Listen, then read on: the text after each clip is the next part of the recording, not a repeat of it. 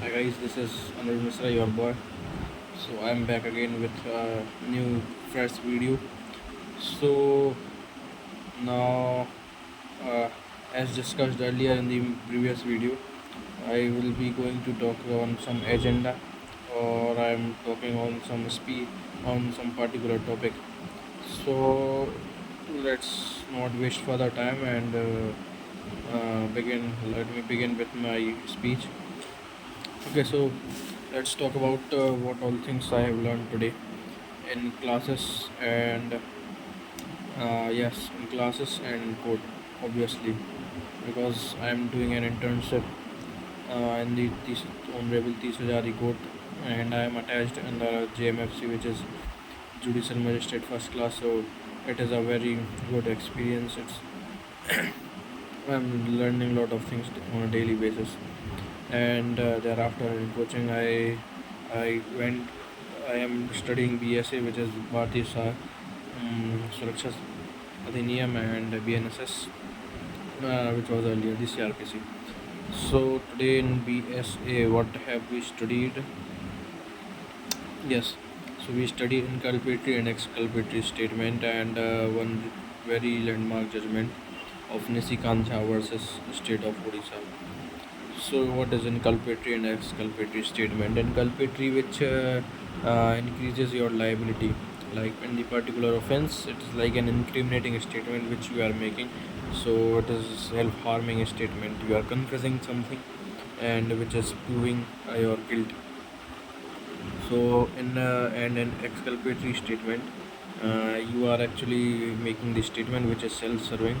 It is absolving your liability, and it is a kind of a disability statement. So you are trying to lessen your punishment by making it. Let's say, for example, I have murdered B. So because he provoked me, so I am on the same day, on the same sentence, I am proving my liability, proving my guilt, and at the same time I am trying to absolve my liability or to lessen the sentence or punishment. So these are the example of inculpatory and exculpatory statement. So what the Supreme Court ruling is on this thing is that they read it as a whole. Inculpatory and exculpatory part of a statement should not be separated. They should be read as a whole, but we should they judges should take into consideration that part which fits in the chain of circumstances and which completes the complete chain of evidencing and all. Because in the landmark case of Sarat Birti Chand Sarda, this is that individual fact which is proving or disproving the fact in issue is not relevant. Like it is not be the conviction should not be based on that single fact. Other facts are also to be considered, and you should form a chain, and whatever fact fits in the chain, we should take into it and find out the relevant decision, make the relevant decisions, so to say. So this thing inculpatory, exculpatory part, and joint confession and all, accomplice, co-accomplice. There is a three terms: co-accomplice, sorry, co-accused, accomplice, and approver. So accomplice is not a specific term. It is like he is engaged in a crime with someone. So it is very generic term. And coming towards the co-accused, he actually involves in the particular offense. Like he actually, mm, what do we say? For example, A is cutting hand of B. So C is holding the hand of B so that A can cut easily. So this is called the accomplice. And then approver. What is approver? It is basically a government witness. Yes. So if, for example, three persons are accused of a crime, and C is very less involved, like C doesn't even know at the time of the time of the event or the crime that they are doing such big offense.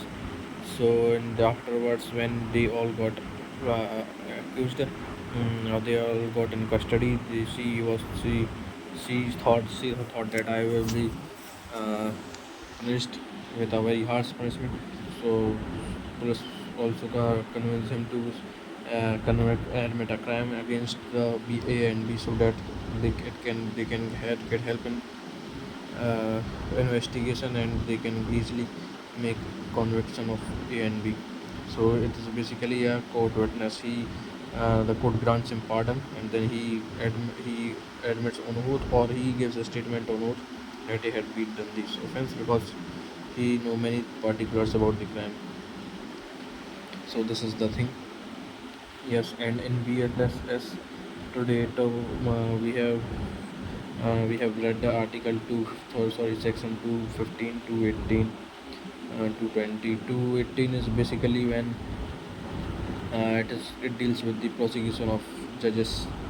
It deals with the prosecution of judges and public servant.